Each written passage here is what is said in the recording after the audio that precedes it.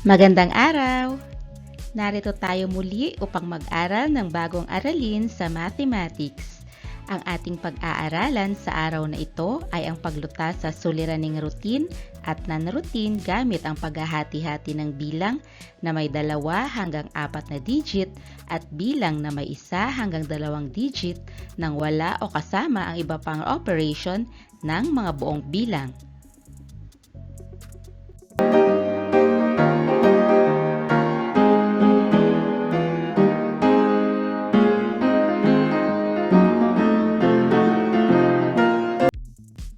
Ang sumusunod ay mga layunin ng araling ito.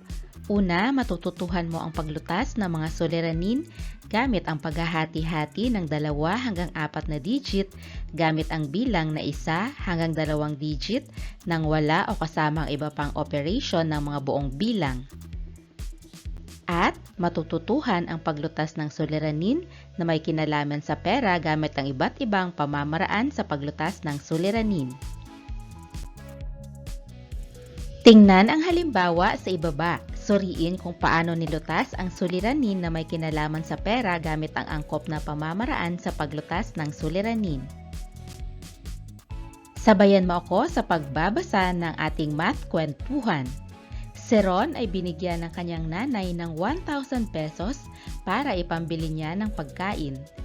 Kung maglalaan siya ng 50 pesos bawat araw, ilang araw kaya sasapat ang perang iniwan ng kanyang ina? Gamit ang pamamaraang Polya's 4-step process, tingnan kung paano nilutas ang suliranin sa ibaba. Una, unawain ang sitwasyon o understand the problem. Ano ang tinatanong sa suliranin? Ang tinatanong ay ang bilang ng araw na itatagal ng 1,000 pesos. Pangalawa, ano-ano ang mga datos na inilahad? Ang mga datos ay 50 pesos bawat araw, 1,000 pesos ang pera ni Ron. Ikalawang pamamaraan, mag-isip ng plano o devise a plan. Ano ang operasyong gagamitin? Ang operasyong gagamitin ay paghahati-hati o division. Ano ang pamilang na pangungusap? Ang pamilang na pangungusap ay 1,000 pesos divided by 50 pesos equals N. Ang ikatlong pamamaraan ay isakatuparan ang plano. Solusyon. Gagamitin natin ang long division method. Unang hakbang ay divide. 1,000 divided by 50. Ang bilang na maaaring i-divide sa 50 ay 100. 100 divided by 50 equals 2. Sunod na hakbang ay multiply. 2 times 50 equals 100.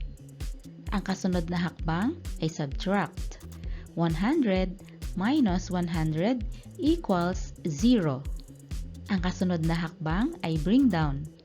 I-bring down natin ang natirang 0. At balikan natin muli ang pinakaunang hakbang na divide. 0 divided by 50 equals 0.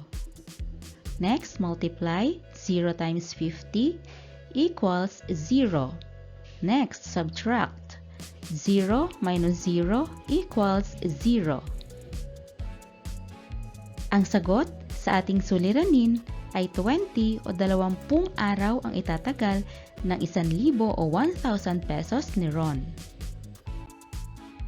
Ika-4 na pamamaraan, balikan muli o look back o check. Maaaring gamitin ang multiplication sentence upang masigurong tama ang ating sagot. 20 times 50 pesos equals 1,000 pesos. Maaari rin 50 pesos times 20 equals 1,000 pesos. Kaya ang 1,000 pesos divided by 50 pesos equals 20. Para sa ating unang gawain, basahin at suriing mabuti ang mga suliranin. Sagutin ang mga sumusunod na mga tanong sa ibaba ng suliranin at gawin ito sa iyong sagutang papel. Unang bilang. Sina Nick at Rick ay namitas ng mangga sa kanilang bakuran. Mayroon silang 2020 kabuuang bilang ng manggang napitas. Inilagay nila ang mga mangga sa 80 o 80 basket. Kung ang isang basket ay naglalaman ng 25 o 25 perasong mangga, ilang perasong mangga ang hindi mailalagay sa basket? Atin munang unawain ang suliranin. Ano ang tinatanong sa suliranin? Ang tinatanong ay ang bilang ng mangga na hindi mailalagay sa basket. Ano ang inilahad na datos? Ang mga datos ay 2020 mangga, 80 na basket, 25 mangga sa bawat basket. Ano ang operasyong gagamitin? Ang operasyong gagamitin ay paghahati-hati o division. Ano ang division sentence? Ang division sentence ay 2020 divided by 80 equals 25 remainder n. Ano ang tamang sagot? Again, gagamitin natin ang long division method upang makita mo kung paano makukuha ang sagot. Ang unang hakbang ay divide.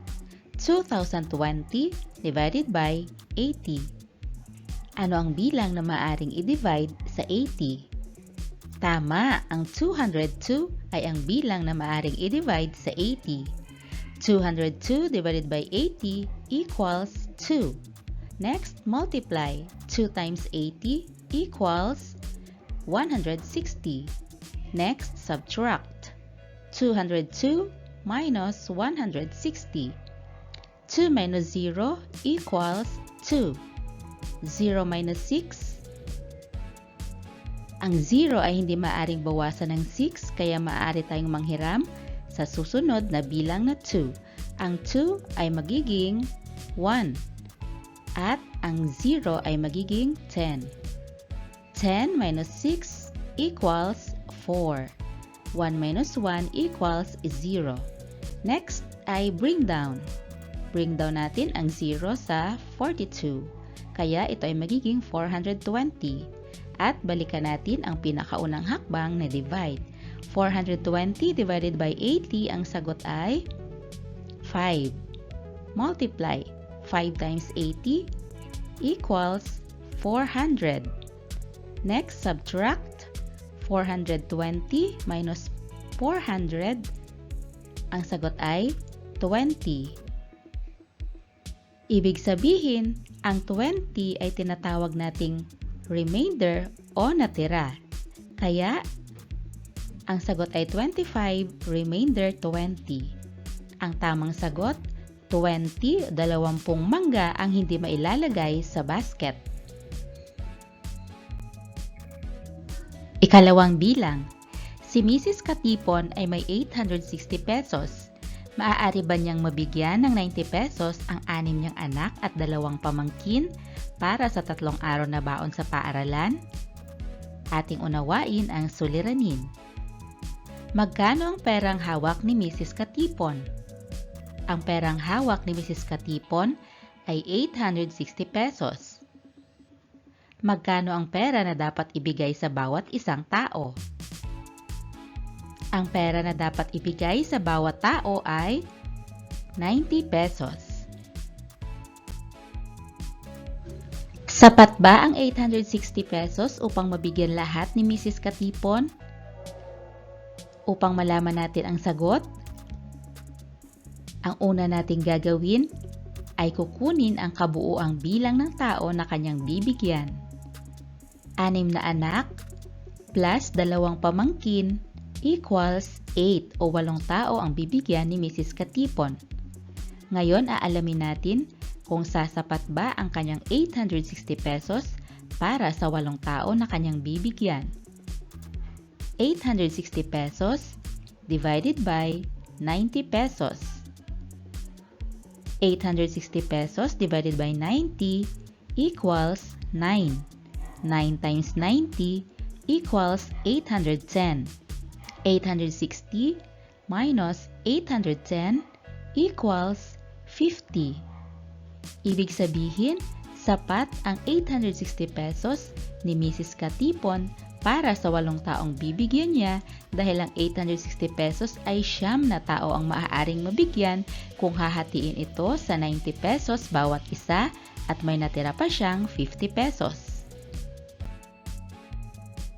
Para naman sa ikalawang gawain, suriing mabuti ang mga suliranin sa ibaba. Sagutin ang mga ito gamit ang iba't ibang pamamaraan ng paglutas ng suliranin. Gawin ito sa iyong sagutang papel. Unang bilang, kung papangkatin ang 828 sa 36 na pangkat na may parehong bilang sa bawat pangkat, ilang bilang sa bawat pangkat kaya ang mabubuo? Muli, gagamitin natin ang long division method upang makuha ang sagot. 828 divided by 36. Anong bilang ang maaari nating i-divide sa 36? Tama, 82. 82 divided by 36 equals 2. 2 times 36 equals 72. 82 minus 72. 2 minus 2 equals 0. 8 minus 7 equals 1. Then, bring down 8. 108 divided by 36 equals 3. 3 times 36 equals 108. 108 minus 108 equals 0. Kaya, ang sagot sa ating suliranin ay 23 o 23 ang bilang sa bawat pangkat ang mabubuo.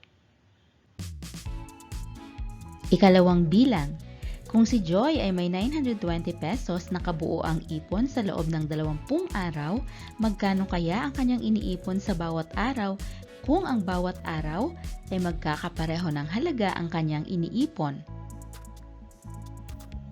920 divided by 20. Ang bilang na maaaring i-divide natin sa 20 ay 92. 92 divided by 20 equals 4. 4 times 20 equals 80. 92 minus 80. 2 minus 0 equals 2. 9 minus 8 equals 1. Then, bring down 0. 120 divided by 20 equals 6. 6 minus 20 equals 120. 120 minus 120 equals 0. Ang sagot sa ating suliranin ay 46 ang iniipon ni Joy sa bawat araw. Ikatlong bilang, may 588 na mag-aaral sa ikatlong baitang ng Santa Cristina Elementary School ang nakapagpatala para sa darating na pasukan. Nais ng punong guro na hatiin ito sa 14 o 14 na pangkat. Ilang bata ang bubuo sa isang pangkat? 588 divided by 14. Ang bilang na maaaring i-divide sa 14 ay 58. 58 divided by 14 equals 4. 4 times 14 equals 56. 58 minus 56 equals 2. Then, bring down 8. 28 divided by 14 equals 2. 2 times 14 equals 28. 28 minus 28 equals 0. Ang sagot sa ating suliranin ay 42 na bata ang bubuo sa isang pangkat. Ika-4 na bilang, si Lito at ang kanyang ama ay namitas ng 420 perasong pinya sa kanilang taniman. Agad nila itong ipinagbili sa kanilang 21 o 21 na mamimili sa palengke. Ilang pinya ang binili ng bawat isang mamimili kung ang bawat mamimili ay may parehong bilang ng pinyang binili? 420 divided by 21. Ang bilang na maaaring i-divide sa 21 ay 42. 42 divided by 21 equals 2. 2 times 21 equals 42. 42 minus 42 equals 0. Then bring down 0. 0 divided by 21 equals 0. 0 times 21 equals 0. 0 minus 0 equals 0. Ang sagot sa ating suliranin ay 20 o 20 pinya ang binili ng bawat mamimili. Nawa ay may natutunan kayo ngayong araw. Maraming salamat po sa inyong panonood at pakikinig. Hanggang sa muli nating pag-aaral ng mathematics. Paalam!